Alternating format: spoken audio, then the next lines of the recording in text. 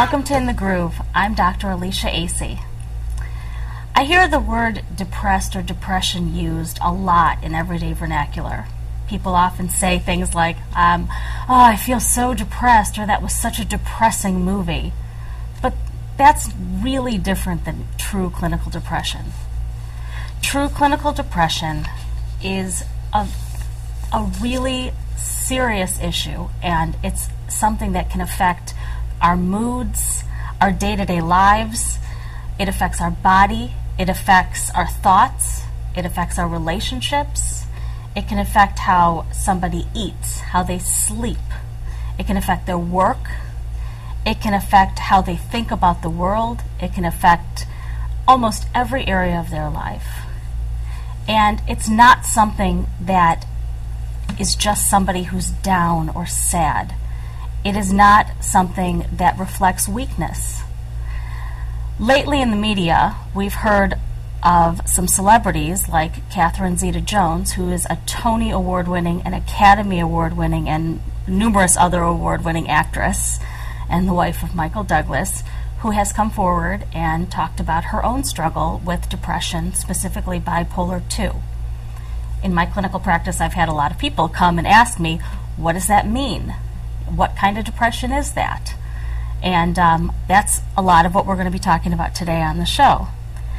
Another actress, Glenn Close, has done a wonderful job with, she has a sister who has suffered from depression, and she's created a website and created a cause where she wants to destigmatize mental illness and specifically depression.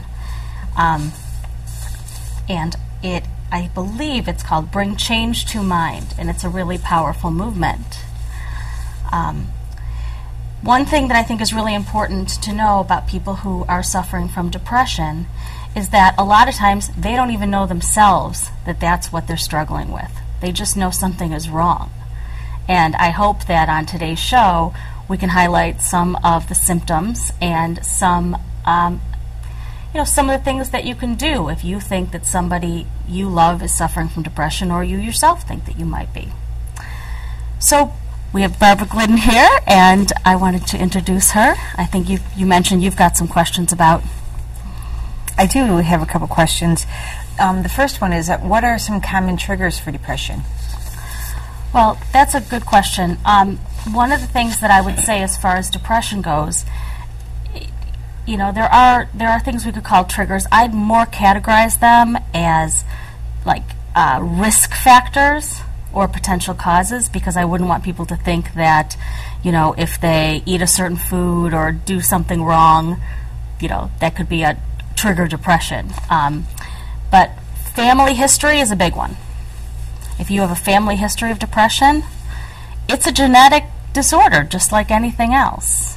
And that's why, for instance, when people say things like, why is she depressed, or what does so and so have to be depressed about? Those are actually not valid questions. That's like saying, why do you have diabetes? What does so and so have? They have such a great life. How could they have diabetes? It can be genetic, and it's a physiological disorder. So that's a big one. And depression can come from going through a period of grief and loss. Most people feel sad when they lose a loved one. But if that's prolonged, if that's something that goes on and is more severe than, and continues for a long period of time, and they just can't get out of it, that can be a risk factor for depression. Social isolation, lack of social support. If someone has a history of physical abuse, sexual abuse, emotional abuse, we've heard a lot of those stories of people who come forward later in life and say that they've suffered these things and they weren't able to develop properly and emotionally. Diagnosis of a serious illness, that's a big one. A lot of times people are at greater risk to suffer depression. Substance abuse is another one. People who, that's a tricky one, I think, because if somebody perhaps is struggling with depression, they might tend to be more likely to be a substance abuser, to mask the symptoms and to feel better or, feel less anxious. So, but that is something that, sometimes people don't even realize they're depressed because they drink all the time. But they were depressed before then. And relationship problems.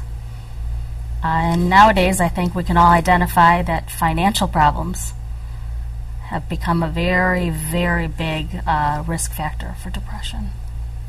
Well, I actually have a question on some of the topics that you just said. Family history. So if you know that there's family history of depression, can you prevent it? Like if, is there something that you could do to prevent? That's a good question. Prevent depression if you know that there's a family history? Is there something that... That's tricky. I think that certainly if you know that there's a family history of depression, and a lot of times say that that's coupled with substance abuse. Like if you know that you have a family history of, a parent or a grandparent who suffered from depression and ended up, abusing alcohol or drugs.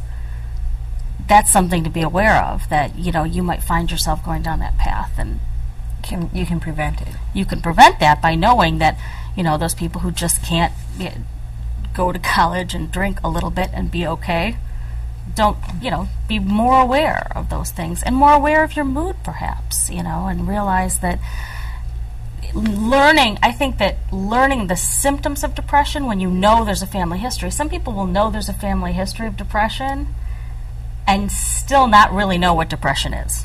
Depression is it's a big word, polythetic, and what that means is when you look up in the Diagnostic and Statistical Manual of Mental Disorders the symptoms of depression, and we're going to talk about later in the show about all the different kinds of depression.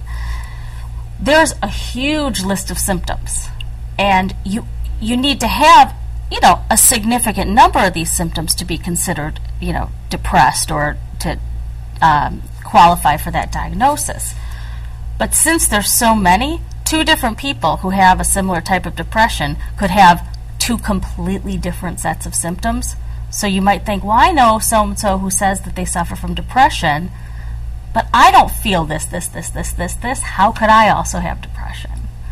And some of those are some of the things you mentioned: feeling hopeless, feeling sad, pessimistic, down, anxious, empty, those kind of feelings. But, some of the other symptoms are a loss of interest in things that you might usually find interesting or exciting. Appetite or weight changes, if you're suddenly eating all the time or have no appetite.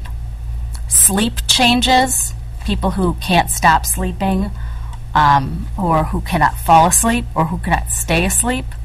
That's a symptom of depression. Feeling a loss of energy, like a lack of motivation. Feeling difficulty concentrating is a big one. People just can't focus. You can't remember what you were doing. Can't stay on task. And physical pains.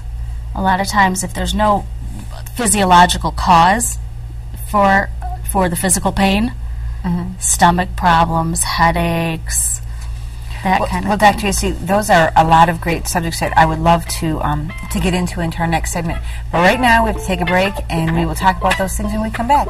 Thank you.